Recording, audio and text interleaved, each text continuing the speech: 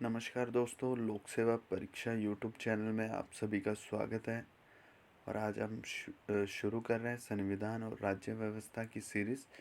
इसकी ये second video है और इसमें हम फैक्ट को लेकर बात करेंगे जो प्रीवियस ईयर में क्वेश्चन पूछे गए हैं और आने वाले एग्ज़ाम के लिए बहुत इम्पोर्टेंट टॉपिक है। उस पर हम चर्चा करेंगे। भारतीय संविधान की प्रस्तावना, ये हमारा टॉपिक है। आगे हम बढ़ते हैं अपनी क्लास में। संविधान की प्रमुख विशेषता, ये हमारा प्रीलिम्स फैक्ट है जो हमारा आईएएस और पीसीएस परीक्षा के लिए बहुत इम्पोर्टेंट है। उम्मीद करता हूँ आप सभी को ये अच्छी लगेगी क्लास। कंटिन्यू करते हैं। संविधान सभा के गठन का विचार सर्वप्रथम कौन से नेता ने दिया था? इस प्रकार से क्वेश्चन पूछा जाता है तो हमारे वामपंथी नेता थे एम.एन. रॉय और 1934 में रखा गया था ये। जवाहरलाल नेहरू ने 13 दिसंबर 1946 को उद्देश्य प्रस्ताव प्रस्तुत किया। ये भी बहुत इम्पोर्टेंट है। उद्देशिका को संविधान सभा ने 22 जनवरी 1947 को स्वीकार किया। आगे हम बढ़ते हैं। प्रस्तावना परिवर्तनीय नहीं है, अर्थात इसका मतलब है कि संविधान की जो प्रस्तावना है उसको न्यायालय में जाकर लागू नहीं कराया जा सकता है। ठीक है, आप समझ पा रहे होंगे। जैसे कि जो प्रस्तावना में जो भी वर्ड्स लिखे हुए हैं उनको हम न्यायालय का सहारा लेकर लागू नहीं करा सकते हैं कि सरकार ने ये लागू नहीं किया, ये लागू नहीं किया, तो इसमें न्यायालय का सहारा हम नहीं ले सकते हैं। आगे हम बढ़ते हैं। भारतीय संविधान, संविधान सभा द्वारा 26 नवंबर 1949 1949 को स्वीकृति अंगीकृत अधिनियमित हुआ था। ठीक है, संविधान कब हुआ था? 26 नवंबर 1949 और लागू कब हुआ? 26 जनवरी 1950। आगे हम बढ़ते हैं। संविधान को 26 जनवरी के दिन लागू करने का निर्णय भारतीय राष्ट्रीय कांग्रेस के द्वारा लाहौर अधिवेशन 1929, याद रखिएगा, लाहौर अधिवेशन 1929 में की गई घोषणा 26 जनवरी 1930 के दिन पूर्ण स्वराज्य दिवस के रूप में मनाए जाने के कारण लिया गया था। आगे हम बढ़ते हैं। संविधान सभा का चुनाव अप्रत्यक्ष निर्वाचन पद्धति द्वारा हुआ था। इसका अर्थ है डायरेक्ट लोगों ने वोटिंग नहीं की थी, मतलब इनडायरेक्ट वोटिंग हुई थी इसमें। वो मैं आने वाली अपनी क्लास में आपको डिटेल में बताऊंगा। आगे हम बढ़ते हैं। सामान्यतः प्रत्येक 10 लाख की जनसंख्या पर एक प्रतिनिधि को चुना गया था। सभा में कुल 389 सीटें थी, जिसमें ब्रिटिश भारत को 296, देसी रियासतों को 93 सीटें थी। देसी रियासतों की 93 थी। आगे हम बढ़ते हैं। जिसमें ब्रिटिश भारत की सीटों को कांग्रेस को 208, मुस्लिम लीग को 73 और अन्य दल को 15 सीटें प्राप्त हुई थी। संविधान सभा में कुल 15 महिलाएं थीं। संविधान की निर्माण प्रक्रिया में श्री B.N. राव को संवैधानिक सलाहकार नियुक्त किया गया था। ये भी क्वेश्चन पूछता है कौन संवैधानिक सलाहकार थे, तो हमारे B.N. राव थे। संविधान सभा की पहली बैठक 9 दिसंबर 1946 को हुई थी। ये भी कई बार पीसीएस यूपी बीसीएस में क्वेश्चन पूछा गया है, तो आप इसको याद रखिएगा। संविधान के फाइनल ड्राफ्ट को बनाने में 2 साल 11 महीने 18 दिन का समय लगा था। संविधान सभा संविधान का प्रथम वाचन 4 से 9 नवंबर 1948 के बीच में हुआ था। आगे हम बढ़ते हैं। संविधान में कुल 395 अनुच्छेद, 395 आर्टिकल और 22 भाग और 12 अनुसूचियां हैं। अभी केशवानंद भारती बनाम केरल राज्य 1973, ये बहुत इम्पोर्टेंट केस है। इस तरह के काफ़ी केस हैं जो आपको प्री और मेंस दोनों में बहुत ज़रूरी साबित होंगे, क्योंकि जब हम आंसर राइटिंग करते हैं, जब हम अपने आंसर लिखते हैं, तो इस तरह के केसेस का हमें उदाहरण के रूप में प्रयोग करना पड़ता है। वो समय समय पर मैं आपको बताता रहूँगा। आगे हम बढ़ते हैं।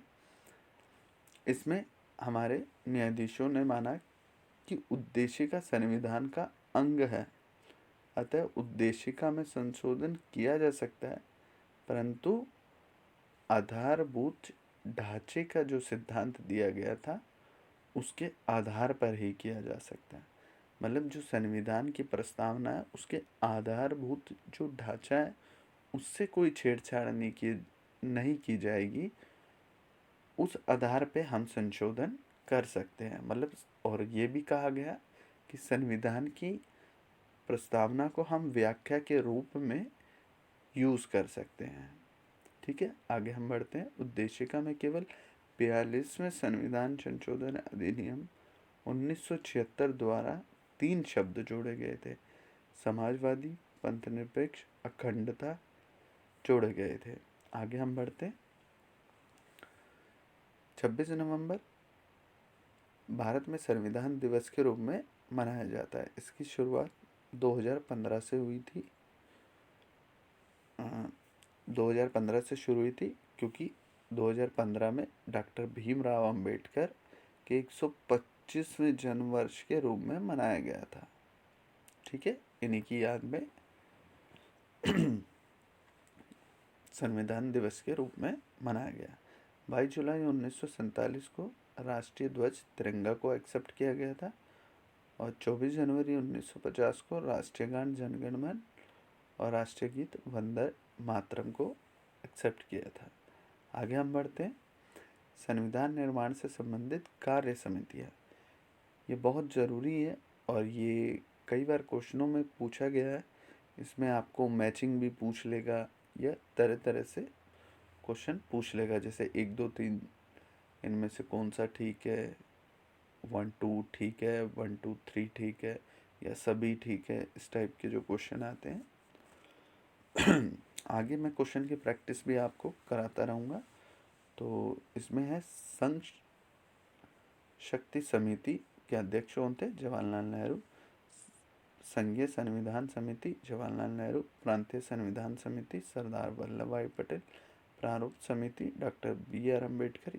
प्रारूप समिति को कई बार पूछा गया है तो ये बहुत इम्पोर्टेंट है, इसको याद। वैसे तो सभी इम्पोर्टेंट है बट ये ज़्यादा है, इसको कई बार पूछा भी गया। मूल अधिकारों एवं अल्पसंख्यक संबंधित परामर्श समिति सरदार वल्लभ भाई पटेल। और इसमें 2 उप समिति थी, मूल अधिकार JB कृपलानी और अल्पसंख्यक HC मुखर्जी। और प्रक्रिया नियम समिति डॉक्टर राजेंद्र प्रसाद। राज्यों के लिए समिति जवाहरलाल नेहरू और संचालन समिति डॉक्टर राजेंद्र प्रसाद। आगे हम बढ़ते हैं। ये हमारे वो ज़रूरी फैक्ट है जो भारतीय संविधान के निर्माण में हमने 1935 अधिनियम के साथ साथ और अन्य संविधानों पर रिसर्च कर उनकी कुछ इम्पोर्टेंट्स बातों को हमने अपने संविधान में मिलाया और उसी तरह हमारा एक संविधान बनकर तैयार हुआ जो विश्व का सबसे बड़ा संविधान है, विश्व का सबसे बड़ा लिखित संविधान है, क्योंकि इसमें विश्व के लगभग 60 देशों के संविधान से लिए गए कुछ इम्पोर्टेंट बातों को भारतीय संविधान में मिलाया गया और तब भारत का संविधान बनकर तैयार हुआ। उसमें इम्पोर्टेंट है ब्रिटेन, USA, कनाडा और साउथ अफ्रीका जैसे देश जो सबसे ज़्यादा इम्पोर्टेंट रहे हैं। तो उसमें हम आप पढ़ते हैं। ब्रिटेन में संसदीय शासन प्रणाली, संसदीय विशेषाधिकार, विधि का शासन, विधायी प्रक्रिया, एकल नागरिकता, तो ये सब हमारे कहाँ से लिए गए? ब्रिटेन से लिए गए हैं। आगे हम बढ़ते हैं। USA अमेरिका से क्या लिया गया? मूल अधिकार, न्यायिक पुनराविलोकन, संविधान की सर्वोच्चता, राष्ट्रपति पर महाभियोग। ठीक है, ये हमारा USA से लिया गया। बाकी भी लिए गए वो आप पढ़ लेंगे बड़े आराम से। कनाडा से क्या लिया गया है? राज्यपाल की नियुक्ति, उच्चतम न्यायालय के परामर्श, न्याय निर्णय। ठीक है, एक सशक्त केंद्र के साथ अर्ध संघ सरकार का स्वरूप। अविशिष्ट शक्तियाँ किसके पास रहेगी? केंद्र के पास रहेगी। शक्ति का विभाजन केंद्र और राज्यों के बीच में, वो हमारा कनाडा से लिया गया है। आगे हम बढ़ते हैं अपनी क्लास में। आयरलैंड से क्या लिया गया है? नीति निर्देशक सिद्धांत, ठीक है। और जो राज्यसभा में राष्ट्रपति कुछ लोगों को नियुक्त करता है जो साहित्य, कला, विज्ञान, समाज सेवा से होते हैं, उनको ये आने वाली क्लास में आपको अच्छे से समझाऊंगा इसके बारे में। दक्षिण अफ्रीका से क्या लिया गया? संविधान संशोधन प्रक्रिया। और फ्रांस से स्वतंत्रता, समानता, बंधुता का आदर्श। तो ये हमारी वर्ल्ड हिस्ट्री की जब क्लास होगी वहाँ आपको फ्रांस के बारे में जब पढ़ाया जाएगा तब आपको बड़े अच्छे से समझाऊंगा। ऑस्ट्रेलिया से क्या लिया गया है? संवर्त सूची का प्रावधान हमारे ऑस्ट्रेलिया से लिया गया है। आगे हम बढ़ते हैं। तो ये हमारी बहुत इम्पोर्टेंट क्लास थी। उम्मीद करता हूँ आप सभी लोगों को पसंद आई होगी। ऐसे ही मेरी क्लास से जुड़े रहें और इसके पीडीएफ के लिए आप टेलीग्राम ग्रुप से जुड़े जो लोक सेवा परीक्षा के नाम से, और ज़्यादा से ज़्यादा लोग इससे जुड़े। ये हमारे PSIR ऑप्शनल वाले बच्चों के लिए बहुत इम्पोर्टेंट है और GS के लिए भी बहुत इम्पोर्टेंट है, और आपका IS और PCS की सभी परीक्षा में इससे क्वेश्चन पूछे जाते हैं। तो आप ऐसे ही मेरे साथ जुड़े रहिएगा। आपका बहुत बहुत धन्यवाद।